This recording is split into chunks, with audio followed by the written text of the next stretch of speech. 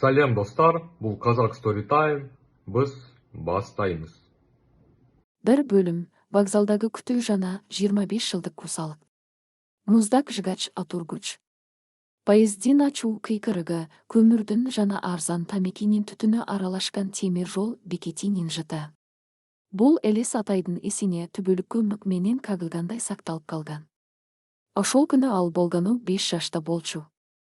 Сыртынан эскирип, боёбу көчкөн вокзалдын жыгач Атургучунда буттарын салбаңдатып, колуна кичинекей жыгач оюнчук машинасын кысып отурган. Анын энеси Гүлнара үстүнө кызыл түстөгү эски пальто кийген, жүзү кубарып, көздөр бир чекиттей тиктеп калган аял эле. Ал Атайдын маңдайына чөгөлүп, анын муздак колдорун өзүнүн титиреген манжалары менен кармады. Атай, кулунум, энесинин үнү каргылданып чыкты. Ушул отургучтан эч жакка жылба. Мен азыр перрондун аркы үйүзүнө өтүп, сага сыксамса менен чай алып келем. Мени күтүп отур, макулбу? 5 жашар бала эч нерсени сезген жок. Ал энесинин сөзүнө ишенип, башын ийкеди. Тез келиңизчи, апа. Мен үшүп жатам, деди ал, кичинекей мурдун тартып. Гүлнара уулунун чекесинен узакка өптү. Анын эриндири муздак, ал эми көзүнөн тамган бир тамчы жаш Атайдын бетине түштү. Ал ордунан турду да элдин арасына кирип кетти. Кызыл пальто адамдардын калың агымында барган сайын кичирейип отуруп, акыры көздөн кайып болду. Бул Атайдын өз энесин эң акыркы жолу көрүшү эле. Сааттар өттү. Вокзалдагы ызы-чуу басаңдап кеч кирди. Күз айынын ызгаардуу шамалы терезенин тешиктеринен кирип, баланы калтыратып жатты. Ал ордунан жылган жок. Апам келет. Ал мени күт деди деген ой анын кичинекей мээсинде бекем орноп калган. Бирок түн ортосу ооп, базардын кайтаруучусу аны таап алганда, Атайдын ириндери көгөрүп, үнү чыкпай ыйлап жаткан болчу. Ошол түн энеси аны жөн гана вокзалга эмес, муздак, таш боор жашоонун туңгуугуна таштап кеткенин ал кийинчерээк балдар үйүнүн темир киребигинде жатып түшүндү. Жетимдин тагдыры жана болоттой Арадан 25 жыл өттү. Азыркы Атай вокзалда ыйлап отурган алсыз бала эмес. Ал 30 жаштагы келбеттүү, даллуу, көздөрүндө эч кандай сезим байкалбаган муздак жана катал адамга айланган. Балдар үйүндөгү ачкачылык, улуу балдардын басмырлоосу жана ар бир майрамда балким апам келип калаар деген соолган үмүттөр анын ташка айланткан эле. Атай чоңойгондо эч кимге көз каранды болбош үчүн күнү-түнү угуду. Мектепти алтын медаль менен аяктап, юридикалык академияны кызыл диплом менен бүттү. Азыр ал Борбор Каладагы эң мыкты, эң кымбат жеке тергөөчүлөрдүн частный детектив бири. Ал башкалардын жоголгон байлыгын, качып кеткен карызкарлорун жана жашыруун сырларын таап берүү менен алектенчү. Бирок анын бүткүл өмүрүндөгү эң башкы жана жалгыз чечилбеген иши өзүнүн энесин табуу болчу. Анын сейфинде жалгыз гана далил сакталуу, энесинин эски, саргайган сүрөтү жана ошол күнү вокзалда колуна кармап калган жыгач оюнчук машина. Көп жылдар бою издөө эч кандай майнап берген жок. Гүлнара аттуу аял жер жутуп кеткендей из түссүз жоголгон эле. Бирок Атай багынбады. Жакында эле ага заманбап бет таануу программалары, система распознавания лиц менен иштеген программист досунан күтүлбөгөн маалымат келди. Атай, сен мага берген сүрөттөгү аялды программа тапты окшойт, деди досу телефон аркылуу, үнү бир аз таң калыштуу угулуп. Бирок ал азыр Гүлнара эмес. Анын аты Айнура Осмонова жана ал сен ойлогондой карапайым адам эмес экен. Чындыктын соккусу. Атай досунун кеңсесине жетип барып, мониторду караганда, анын тамырындагы каны тактоп калгандай болду. Экранда кымбат баалуу бриллиант сөйкө тагынган, чачын заманбап кырктырган. Жүзүнүн текеберлик менен байлыктын илиби чачыраган 5 жаштардагы аялдын сүрөтү турду. Ал жылмакай териси жана кымбат косметикасынын артында жашырылса да, Атай анын көздөрүн дароо тааныды. Ооба, бул анын энеси болчу. Вокзалы таштап кеткен энеси. Айнура Осмонова деп окуп кирди досу маалымат базасынан. Өлкөдөгү эң ири курулуш компанияларынын биринин ээси, маркум олигархтын жесири. Учурда кайрымдуулук фондорун каржылайт. Жана эң негизгиси, анын 22 жаштагы Данияр аттуу уулу бар. Алар шаардын четиндеги Алтын Ордо Рып шаарчасындагы заңгыраган особнякта жашашат. Бул сөздөр атайдын көкүрөгүнө канжар менен сайгандай болду. Кайрымдуулук фонду. 22 жаштагы уул. Хан Сарай. Анын көз алдына балдар үйүндө кийи турган бут кийими жок. Шында терезенин жанында үшүп илап отурган өзүнүн балалык тартылды. Ал энеси аны багууга шарты жок болгондуктан аргасыздыктан таштап кеткен деп ойлочу. Ал энесин кечирүүгө, түшүнүүгө даяр эле. Бирок ал башка баланы төрүп Хан Сарайда байлыктын ичинде чардап жашап жатыптыр. Атайда ал жөн гана керексиз буюм катары вокзалга ыргытып салган экен. Атайдын жүрөгүндөгү кусалык заматта Муздак караңгы китке айланды. Дарийим бер, деди ал Муздак үн менен. Хан Сарайдын босогосунда.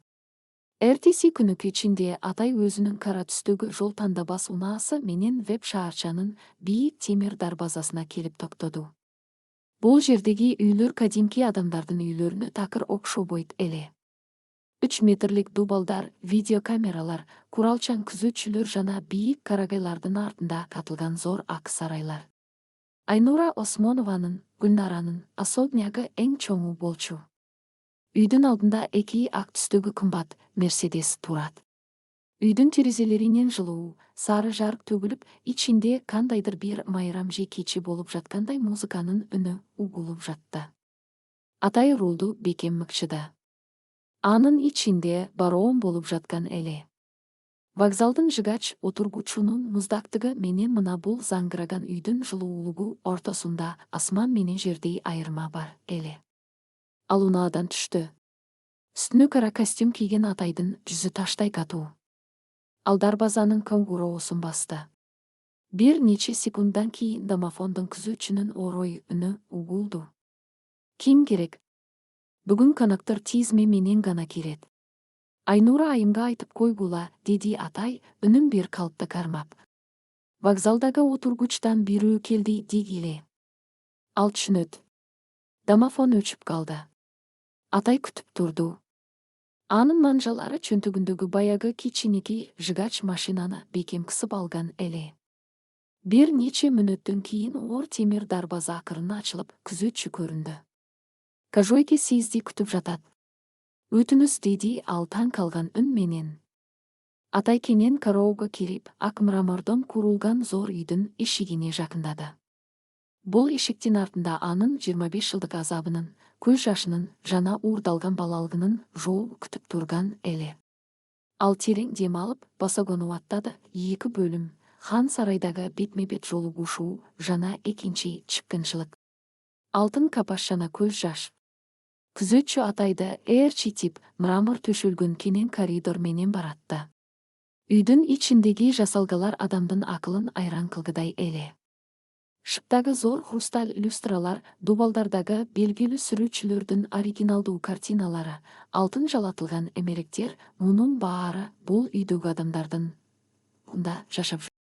Абада кымбат баалуу француз атырынын жана жаңы демделген кофейнин жыты буруксуйт.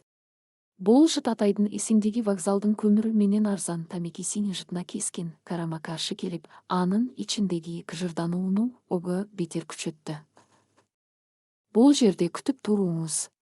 Кажойке азыр чыгат, деди күзөтчү атайды экинчи кабаттагы кенен китептерге толгон классикалык кабинетке киргизип.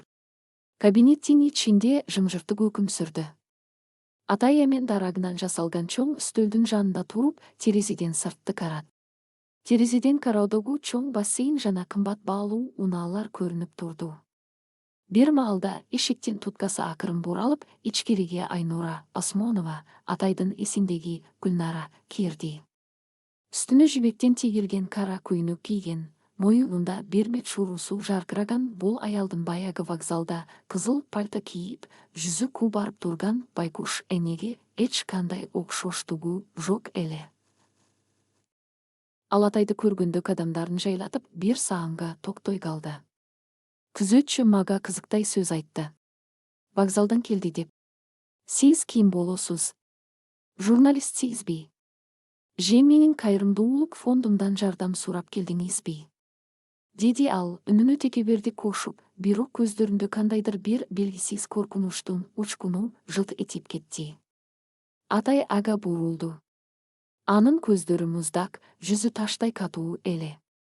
Ал эч нерсе дебестен костюмунун ички чөнтөгүнө колун салып, баягы эски, боёгу көчкөн жыгач оюнчук машинаны алып чыкты да, эмен үстөлдүн үстүнө акырын койду.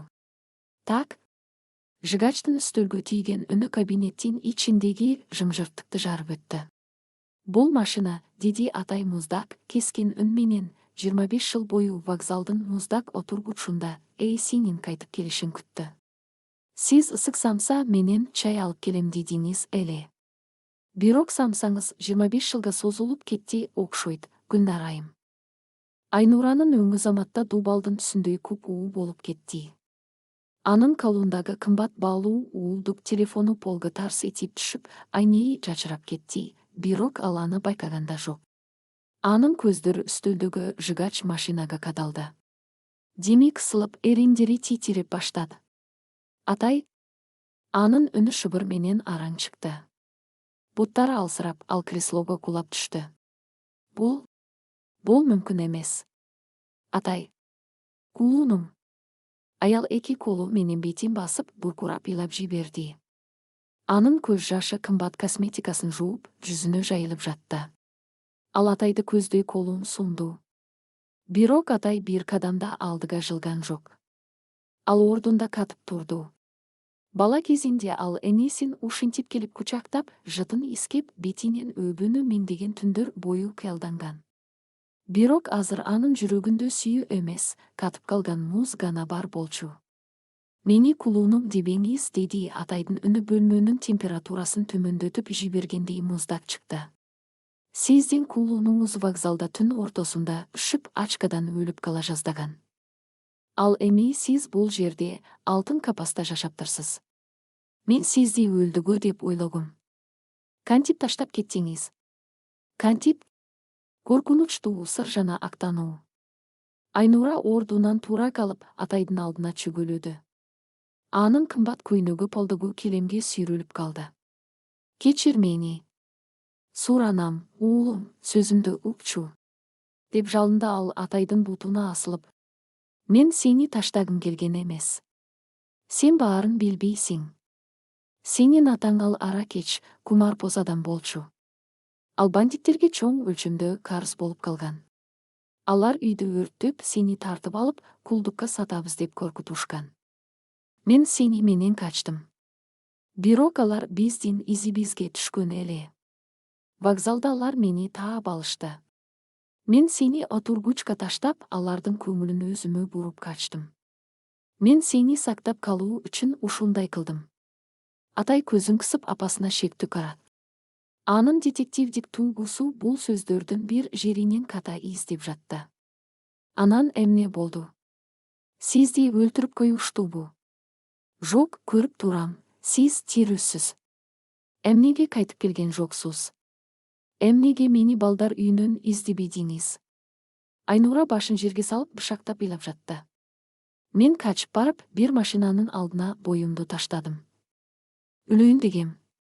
Бирок мени ошол машинанын ээси Канат Осмонов сактап калды. Ал мени ооруканага алып барып, карыздарымды төлөп, бандиттерден куткарды. Бирок ал өтө катаал, таш боор адам эле. Ал мага үйлөндү, бирок бир шарт койду: өткөн жашооңду унутасың. Эгер балаңды издесең, мен аны өз колум менен жок кылам, деди. Мен сен үчүн, сенин өмүрүң үчүн сени издеген жокмун, Атай. Кудай ака, мен күн сайын сен деп кан жутуп жашадым. Атайдын мээсинде ойлор куюндай айланды. Олигархтын коркутуусу. Эненин курмандыгы. Бул жомакка окшош болгону менен, жашоодо мындай нерселер болорун ал өзүнүн тергөөчүлүк практикасынан жакшы билчү. Анын муздак жүрөгүндө кичинекей бир боорукердиктин учкуну жангандай болду. Балким, апасы чындап эле аргасыз болгондур. Балким, ал чындап эле атайды сүйүт чыгар. Атай акырын эңкейип, Айнуранын ийнинен кармап, ордунан тургузду. Ал адам каза болгонуна 5 жыл болуп турго. Эмнеге 5 жылдан бери мени издеген жоксуз? Деп сурады атай. Айнура көз жашын ачып жооп берүүгө оозун таптай бергенде. Экинчи чыккынчылык жана эрке уул. Кабинеттин эшиги шарт ачылып, ичкериге 22 жаштардагы, үстүнө акыркы модадагы кымбат бренд кийимдерин кийген, чачын артка жылмакай тараган жигит кирип келди.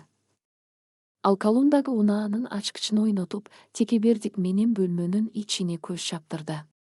Бул Данияр Айнуранын экинчи уулу, маркум олигархтын мураскери эле. Мам, апа, ылдыйда коноктор сени күтүп жатышат. Сен болсо бул жерде Даниярдын көзү атайга түштү.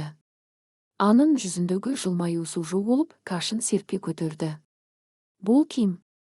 Үйгө кайырчыларды да киргизе баштагансыңбы? Же кайрымдуулук фондуңдун кезектеги тилемчисиби? Апа, сен ыйладыңбы? Бул сени капа кылдыбы? Данияр атайды көздөй агрессивдүү кадам таштады. Эй, сен кимсиң? Азыр охрананы чакырып, сени иттей кылып сүйрөтүп чыгартып салам. Атайдын көздөрүнөн от чагылышып кетти. Ал бул эрке талтанга бир эле сокку менен өз ордун көрсөтүп коюуга даяр эле. Бирок ал Айнурага карат. Апа, ага чындыкты айтыңыз. Менин ким экенимди айтыңыз деген суроо атайдын көз карашында турган эле. Бул апасынын алдындагы эң чоң сыноо болчу. Айнуранын жүзүнөн үрүй учуу жана дүрбөлөң байкалды. Ал Данияр менен атайдын ортосуна туура калып, көз жашын шашылыш ачыды. Андан соң өзүн оңдоп, үнүн жасалма түрдө катуу чыгарды. Жок, Данияр, токто. Деди ал атайды көздөрүн ала качып. Бул жөн гана юрист. Менин эски тааныштарымдын биринин уулу экен.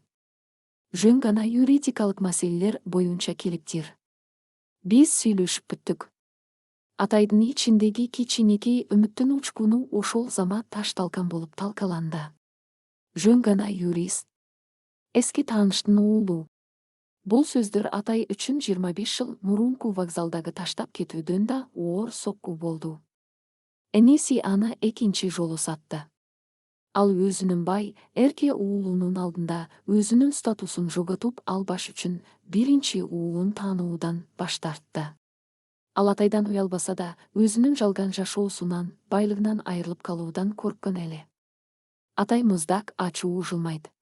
Анын жүрөгү эми биротоло ташка айланган болчу. Ооба, мен жөн гана юристмин, деди атай, үстөлдөгү жыгач машинаны алып кайра чөнтөгүнө салып. Анын үнү ушунчалык тактоо жана коркунучтуу чыккандыктан Даниярдын өзү да бир кадам артка чегинип кетти. Менин суроолорума жооп алдым. Сиздин дүйнөңүздө мага орун жок экенин түшүндүм, Айнурайым. Кечиңиздерди жакшы өткөрүңүздөр. Атай бурулуп, эшикти көздөй басты. Күтө тур, Айнуранын үнү чыкты, бирок атай артына кылчайган жок. Ал эшикти жаап, коридор менен ылдый түшүп, хан сарайдан чыгып кетти. Тергөөчүнүн ойгонушу жана караңгы сыр. Сыртта күз айынын муздак шамалы жүзүнө урганда, атай өзүнүн жол тандабасына отуруп, рулду эки колу менен бекем мыкчыды. Көзүнөн бир тамчы да жаш чыккан жок. Бирок анын ичинде ачуу кек жана детективдин муздак логикасы ойгонгон эле. Айнуранын айткан жомогунда бир чоң жылчык бар болчу. Эгер маркум олигарх Канат Осмонов чындап эле катал болсо да, эмнеге Айнура 5 жылдан бери атайды издеген эмес? Эмнеге Данияр атайдын бар экенин такыр билбейт?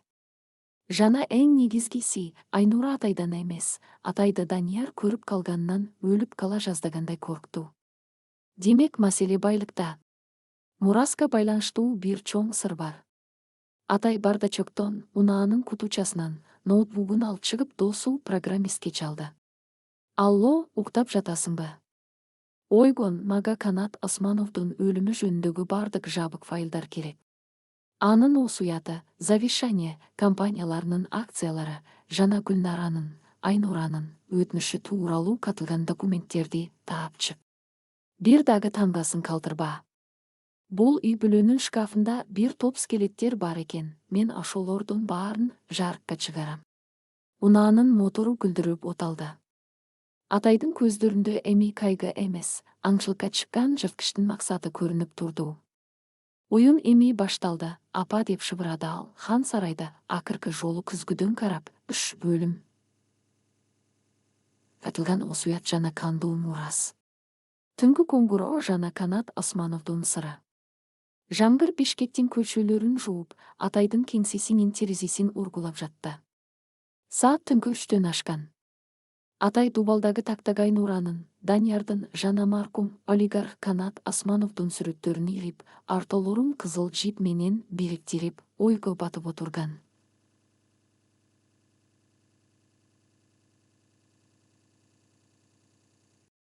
Анын үстөлүндө муздап калган кофе жана жарым куту тамеки жатат.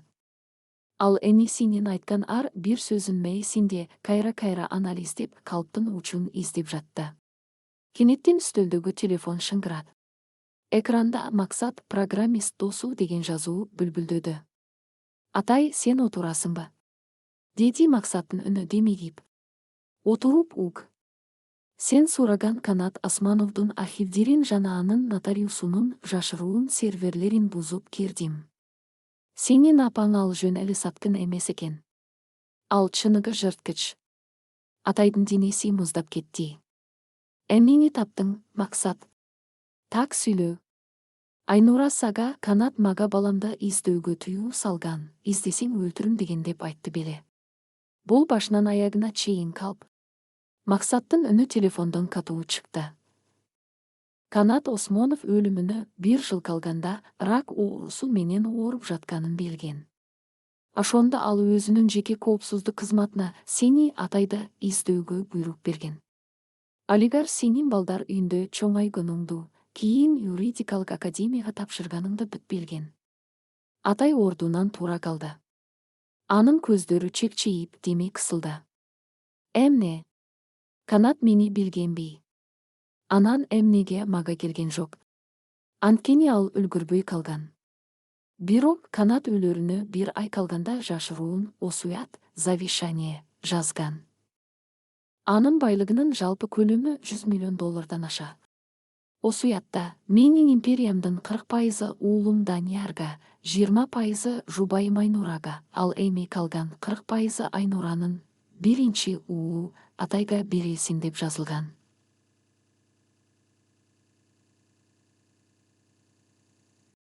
Канат сага $40 миллион акция калтырган. Атайдын мээсине чагылган түшкөндөй болду. Осуят. 40%. Анда эмнеге мен ал жөнүндө эч качан уккан жокмун.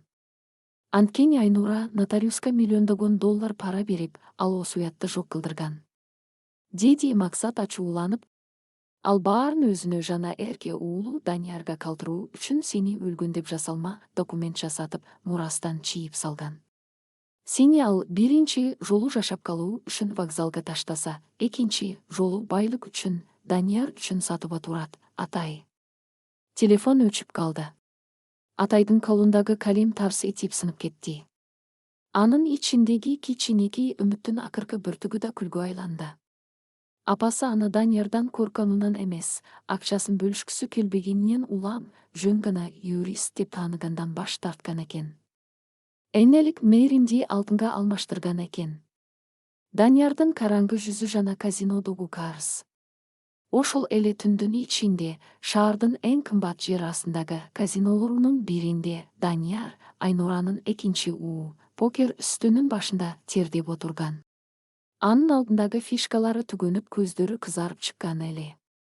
Айнура уулун идеалдуу, акылдуу мураскер деп ойлогону менен Данияр шынында кумар оюндарына берилип кеткен. Баңгизат колдонгон шагын. Бул жагынан ал Атайдын биологиялык атасына, Кумар Бозго, абдан окшош эле тагдырдын тамашасы ушунда. Данияр акыркы картасын ачып, кайрадан жеңилип калганын көргөндө үстөлдү катуу муштат. Анын артынан казинонун ээси, Кара лакабаты бар криминалдык авторитеттен оң колу келип, Даниярдын ийинен бекем кармады. Данияр, сенин карызың 2 миллион долларга жетти. Убакыт бүттү. 2 күндөн кийин сен 23 жашка чыгасың да, атаңдын фондундагы миллиондорго толук укук аласың. Ошол күнү акча колумда болбосо, сенин башыңды кесип, апаңа белекке жөнөтөм. Түшүндүңбү? Данияр корконуунан калтырап. Болот, брат, баары болот. 2 күндөн кийин мен бүт компаниянын кожоюну болом. Мен силерге 3 миллион кылып кайтарам. Деп жалынды. Сыртка чыкканда Даниярдын телефонун күзөт башчысы чалды. Данияр Канатбекович, кечинде үйүңүзгө келген тигил юристти текшерип чыктым. Ал юрист эмес. Анын аты Атай, ал шаардагы эң коркунучтуу жеке тергөөчү экен. Көптөгөн криминалдык иштерди ачкан.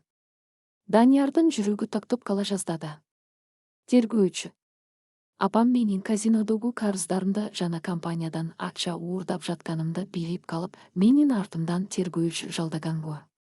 Эгер апам баарын билсе, мени мурастан куруу жалак калтырат. Анда мафия мени өлтүрөт, деп ойлоду эркет Алтаң. Даниярдын көзүнө кан толду. Ал тергөөчүнү тапкыла, деди ал күзөт башчысына тиштерин кычыратып. Аны жок кылгыла. Апам эч нерсени билбеши керек. Унаа тактатуучу жайдагы буктурма. Түнкү саат 4-тө Атай кеңсесинен чыгып, жер астындагы унаа тактатуучу жайга, паркингге түштү. Ал максат жөнөткөн документтерди флешкага салып, чөнтөгүнө салып алган.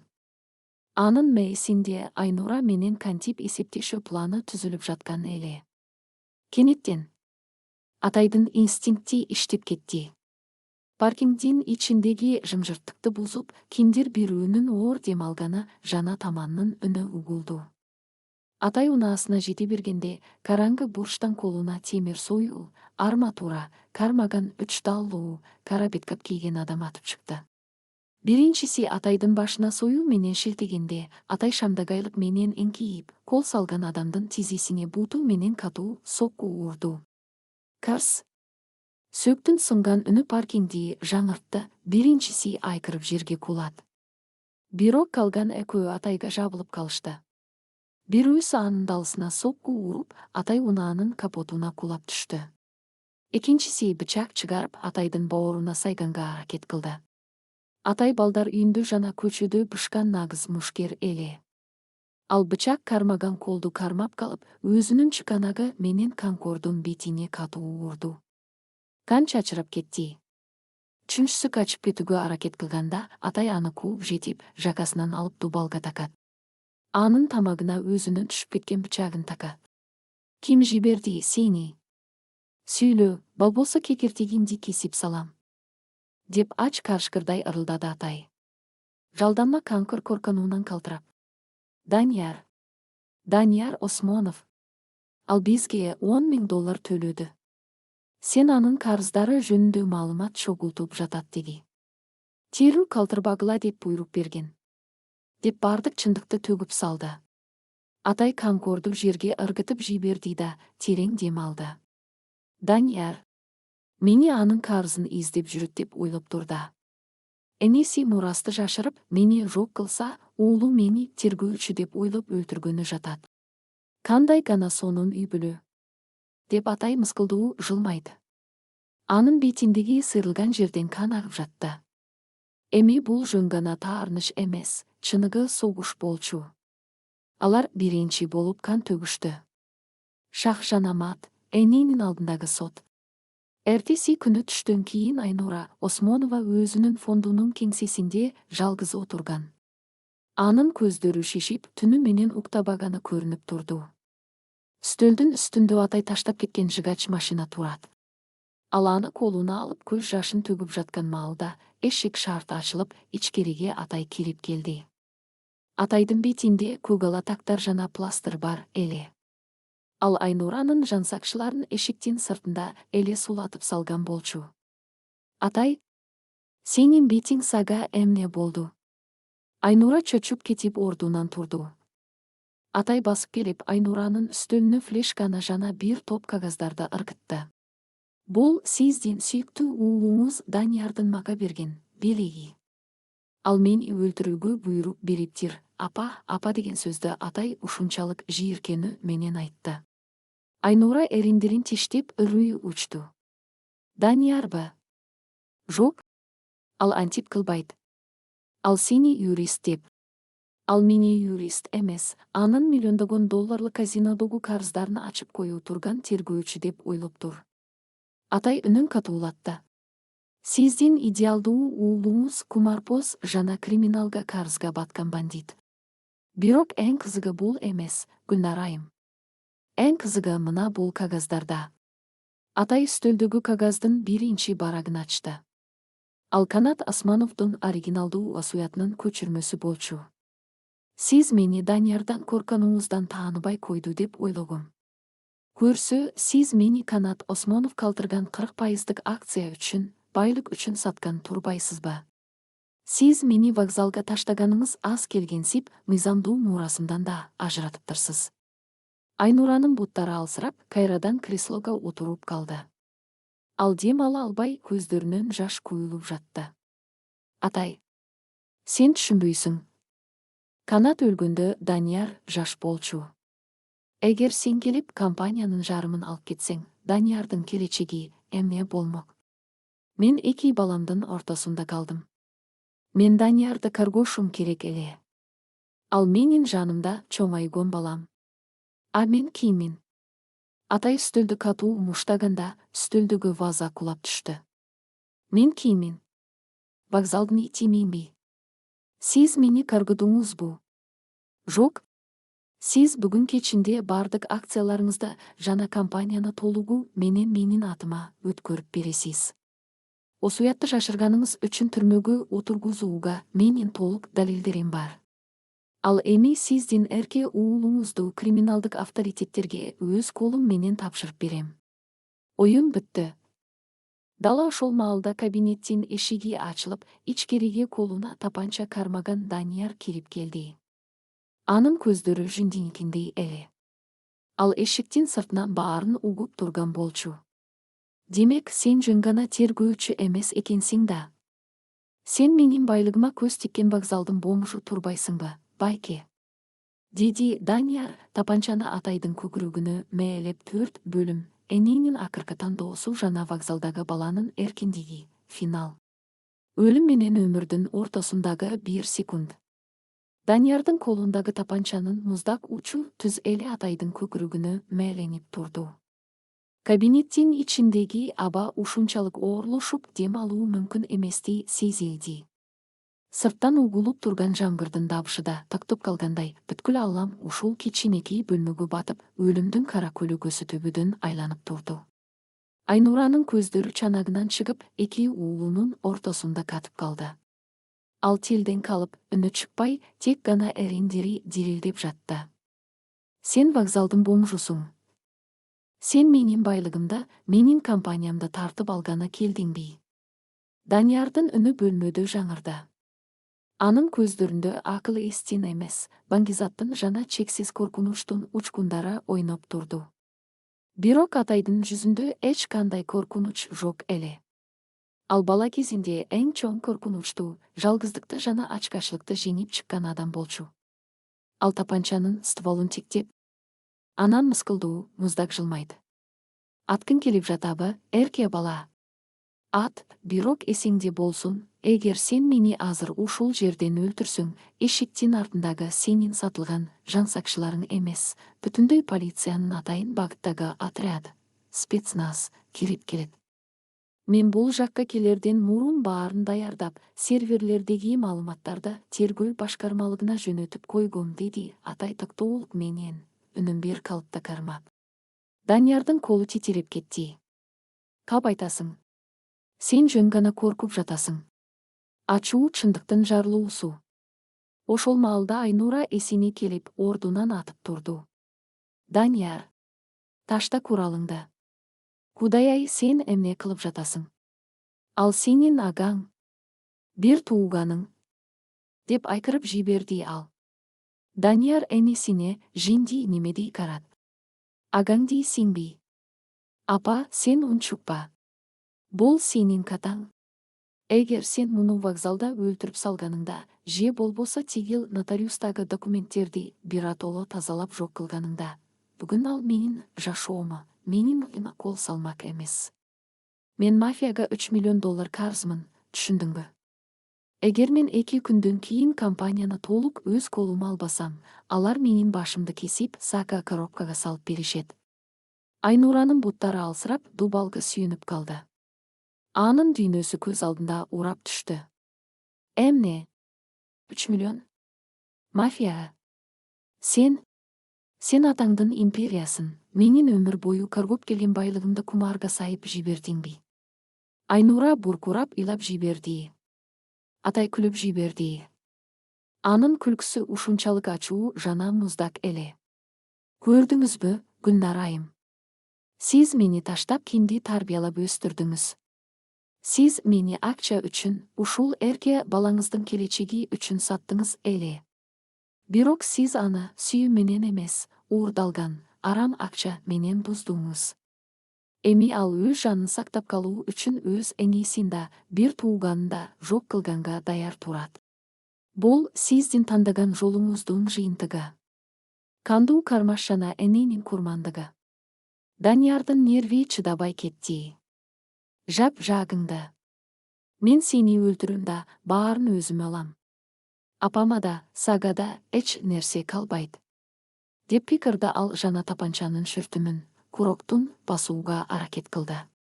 Бирок ал бир нерсени эске алган эмес. Атай компьютерде отурган юрист эмес, көчөнүн мыйзамдары менен чоңайгон, машыккан мушкер болчу. Атай чагылгандай тездик менен солго бурулуп, Даниярдын курал кармаган колун билектен кармап, катуу толгоп жиберди. Тарс. Тапанчадан чыккан ок Атайдын жанынан өтүп, шыктагы зор хрусталь люстрага тийди. Люстра талкаланып, айнектин сыныктары бөлмөнүн ичине жамгырдай төгүлдү.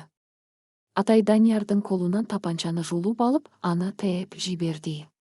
Бирок Данияр экинчи колу менен үстөлдүн үстүндө турган оор, каладон жасалган айкелчени, статуэтканы алып, Атайдын башын көздөй бар күчү менен шилтеди. Дал ошол секундада Айнура алдыга атылып чыкты. Ал 25 жыл мурун уулун вокзалда таштап кеткен болсо, бул жолу анын ордуна өзүнүн боюн таштады. Энелик инстинкт акыры акчадан жана коркунучтан үстөмдүк кылган эле. Күтүр. Оор кало айкелчи Атайдын башына эмес, Айнуранын далысына жана башынын четине катуу тийди. Ал катуу антоп жүзүк анга бой олуп, полго кулап түштү. Данияр чөчүп кетип, колундагы кам болгон айкелчесин түшүрүп жиберди. Анын көздөрү тостоюп, өзүнүн эмне кылганын эми гана түшүнгөндөй болду. Апа, мен Атайын кылган жокмун. Деп калтырап артка чегинди ал. Атай Даниярды жакадан алып, дубалга катуу сүздүрдү. Анын көздөрүндө жырткычтын ачуусу кайнап турду. Даниярдын кекертегинен кармап, аны муунтуп баштады. Бир эле кыймыл менен ал Даниярдын мойнун үзүп салууга даяр эле. Жок, Атай. Тийбе ага деген алсыз, ыңырсыган үн угулду болду. Бул Айнура болчу. Атай тактоп калды. Ал Даниярды жийиркенич менен жерге ыргытып жиберди да, эшикти көздөй бурулду. Сырттан полициянын сиреналарынын үнү угулуп, унаалардын жарыктары терезеден көрүнө баштады. Бир нече мүнөттөн кийин кабинетке курачан полиция кызматкерлери кирип келишти. Атай чөнтөгүнөн жеке тергөөчүнүн күбөлүгүн көрсөттү. Бул адамды адам өлтүрүүгө аракет кылганы үчүн жана мафия менен байланышы бар экендиги үчүн кармагыла. Менин унаамдагы компьютерде бардык далилдер, үн жазуулар жана каржылык алдамчылыктын фактылары бар. Полиция кызматкерлери Даниярдын колуна кишен салып, аны полдон сүйрөп алып чыгып кетишти. Данияр ыйлап, апа, мени куткарчы. Атай, кечир мени деп кыйкырып бара жатты, бирок анын үнү коридордун аягына жеткенде биротоло өчүп калды. Эркиндик жана акыркы чечим. Айнура полдо жатып, башындагы канды колу менен басып жатты.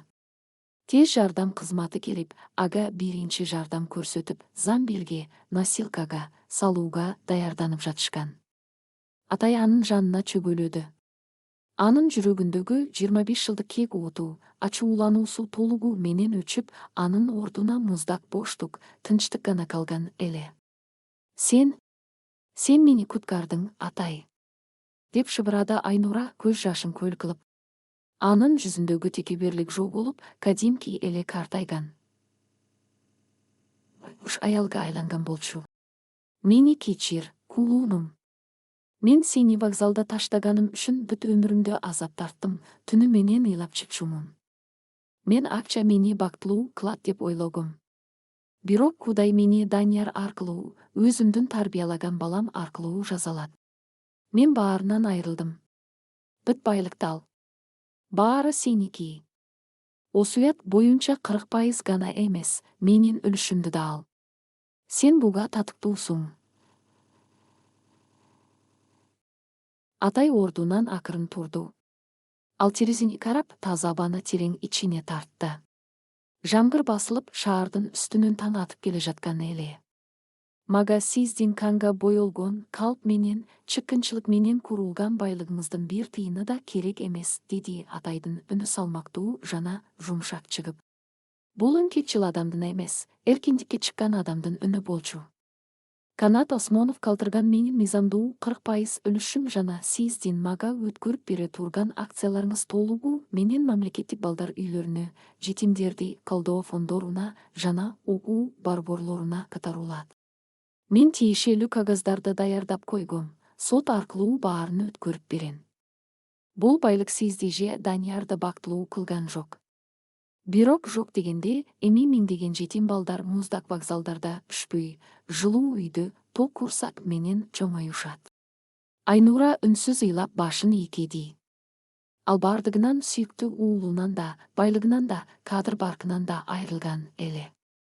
Эми анын алдында жалгыздык жана соттук отурумдар гана күтүп турган. Дарыгерлер аны замбилге салып алып чыгып кетишти. Кабинетте Атай жалгыз калды. Ал үстөлдүн жанына басып келип, баягы боюгу көчкөн кичинекей жыгач машинаны карат. Бул машина анын өткөн чагынын, кусалыгынын жана күтүүсүнүн символу болчу. Ал машинаны чөнтөгүнө салган жок. Аны үстөлдүн так ортосуна, сынган айнектердин арасына калтырды. Кош болуңуз, Гүлнар айым. Вокзалдагы бала бүгүн үйүнө кетти деп шыбырады ал. Атай эшикти жаап, хан сарайдан чыгып кетти. Сырттаны жаңа аткан таңдын нуру жана өзүнүн таза, шыныгы жашоосу күтүп турган эле. Ал эми эч качан артына кылчайган жок. 5 бөлүм, эпилог, тагдырдын таразасы жана кечиримдин жазгы багы. Сот залындагы акыркы өкүм. Айнуранын хан сарайындагы кандуу түндүн бири туура 6 ай өттү. Шаардык соттун залында адам көп, журналисттердин камералары жарк-журк этип, өлкөдөгү эң чуулгандуу иштин жыйынтыгын күтүп жатышты.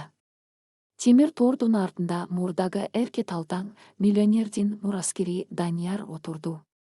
Анын үстүндөгү кымбат баалуу бренд кийимдеринин ордуна түрмөнүн боз кийими алмашкан. Чачтары жүдөп, көздөрүнүн асты карарып, баягы текеберлигинен эч нерсе калбаптыр. Ал сот залында отурган эски дасторун издеди, бирок алардын бири да келген эмес эле. Акчасы бүткөндө анын жалган дүйнөсү да кошо жок болгон. Соттун өкүмү катаал жана адилеттүү чыкты. Адам өлтүрүүгө аракет кылуу, кумар оюндарына байланышкан алдамчылык жана мафия менен кызматташуу беренелери боюнча Данияр Осмонов 12 жылга катуу режимдеги колонияга кеселди. Өкүм окулуп жатканда Даниярдын көзүнөн жаш куулуп, тордун темир эмбеке мыкчыды. Ал акыркы үмүтү менен залдын эң арткы катарында жалгыз, токтоо отурган Атайды карат. Бирок Атайдын жүзүндө жеңиштин кубанычы да, табалоо да жок эле. Ал жөн гана адашкан, өзүнүн жашоосун өзү талкалаган байкуш баланы карап тургандай үнсүз отурду. Ал эми Айнура Осмонованын тагдыры башкача чечилди. Атай берген убадасына туруп, апасын түрмөгө отургузган жок. Ал сот Айнуранын психологиялык басым астында болгонун жана маркум олигархтын коркутуулары астында жашаганын тастыктаган документтерди көрсөтүп, анын жазасын жеңилдетти. Айнура Осмонова документтерди бурмалаганы үчүн шарттуу түрдө условно кесилип, эркинен ажыратылган жок. Бирок соттун эң негизги чечими мурас боюнча болду.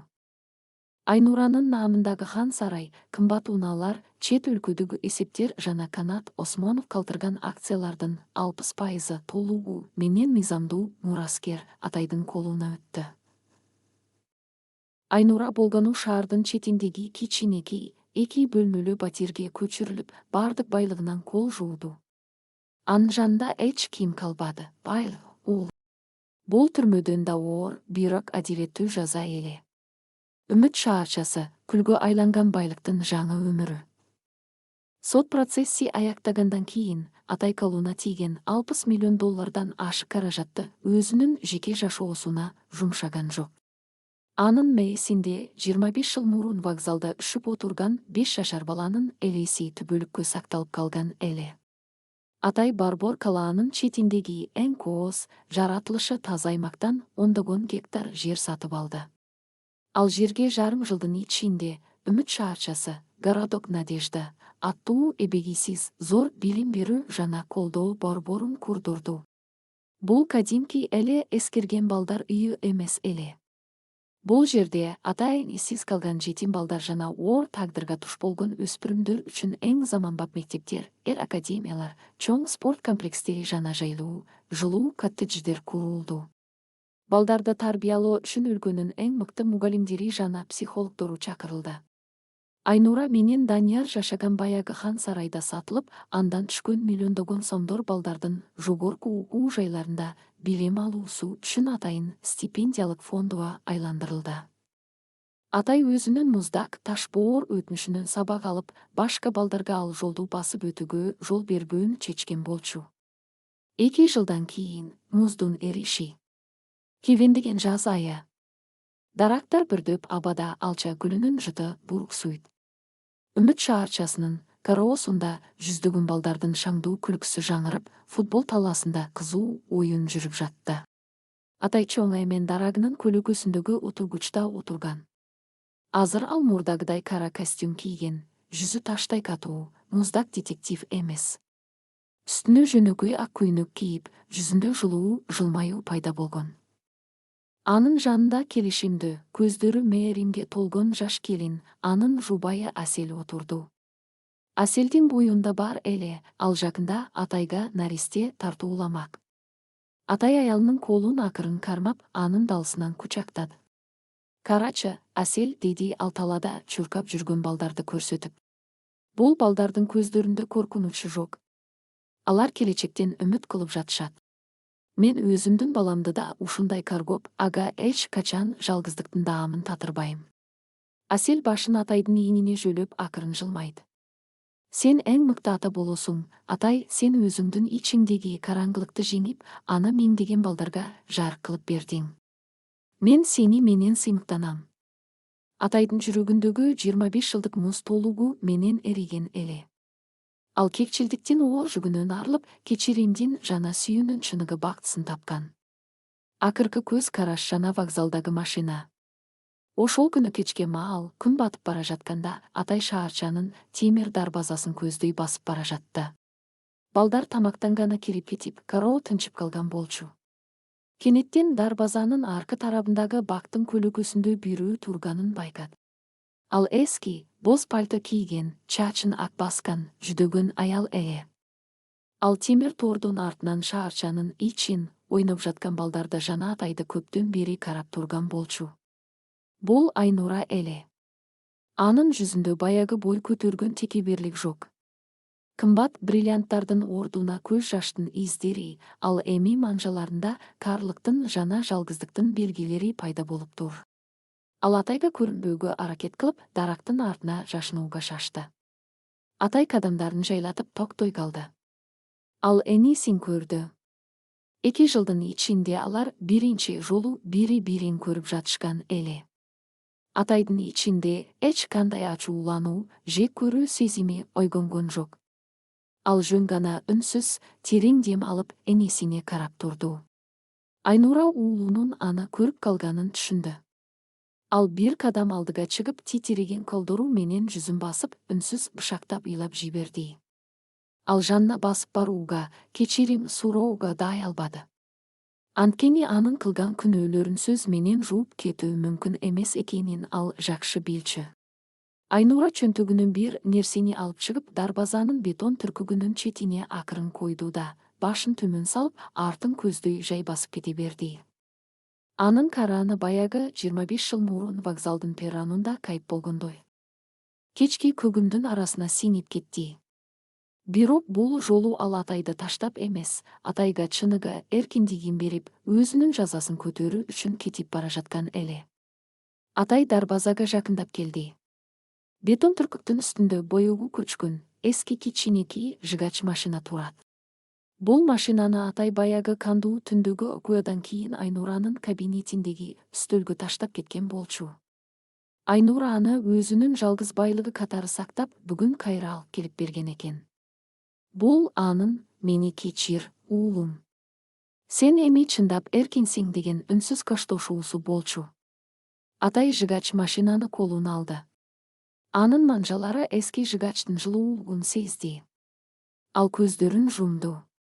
Вокзалдын муздак отургучундагы коркуп отурган кичинекей баланын элеси анын мээсинен биратала өчүп, анын ордуна күндүн нуруна бөлөнгөн жаңы үмүт пайда болду. "Мен сени кечирдим, апа" деп шыбырады Атай акырын. Бул сөздөр шамалга кошулуп, бүткүл аламга тарап кеткендей сезилди.